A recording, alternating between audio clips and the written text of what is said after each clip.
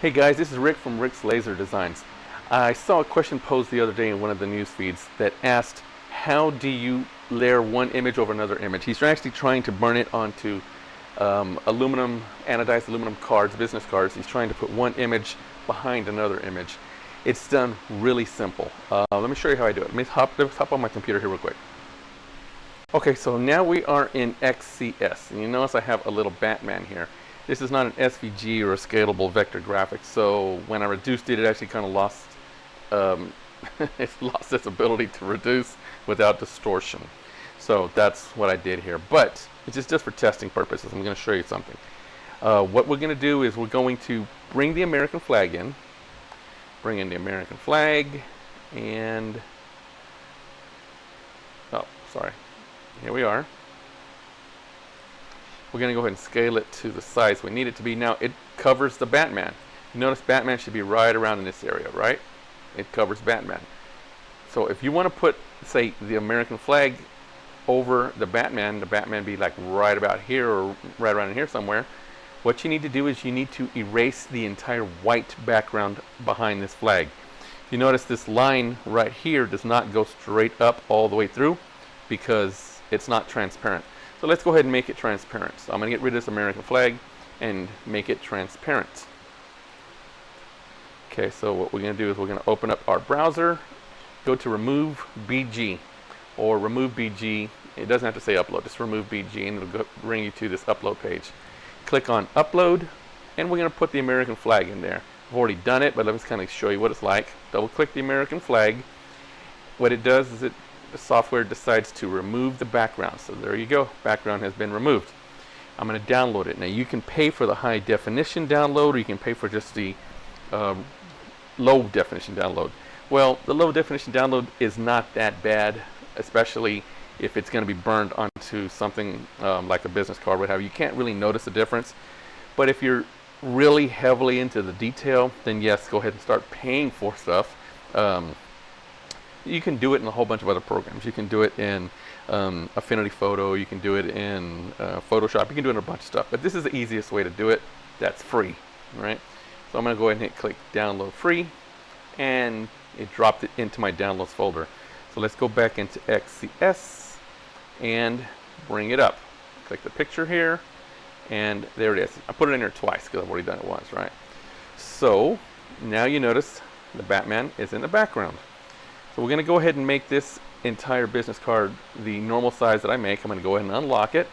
I'm going to make it 3.5 by 2.0. Okay, so that's going to be the size of a normal business card. And since this is going to be highlighted, I'm going to go ahead and put Batman right there on the, to the left. Right there on the card. Okay.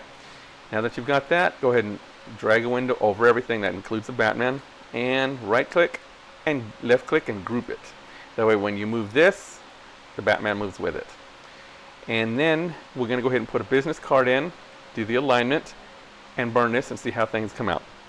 Okay, so we're going to go ahead and put this in my handy business card jig, available on my website. You can download the file and make it yourself. Put it in there. It's good to go. Pop that here in my F1 and make sure it's in focus, and then go ahead and do a test, do some framing on it, and we'll see where we're at. So I'm going to go ahead and highlight this and do some framing on it. Alright, so let's go ahead and frame it.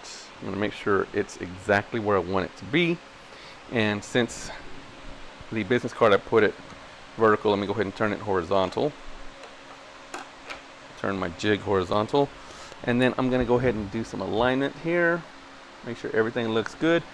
The one thing I really like about the IR laser is it doesn't affect wood, so you can actually make it a little bit bigger than what it needs to be, and it's not going to burn. If you do it into a plastic jig or what have you, it'll burn right through it, but we don't want it to burn through it.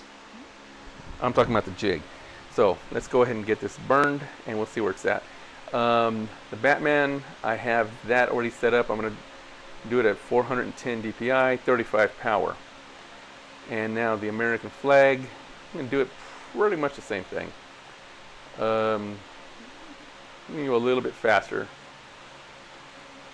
and I'm going to go full power on it, and we're going to drop the DPI on it a little bit. And we don't need to frame it anymore because I already looked at it. It looks good. Let me go ahead and close it, burn it, and I'll show you the burned product.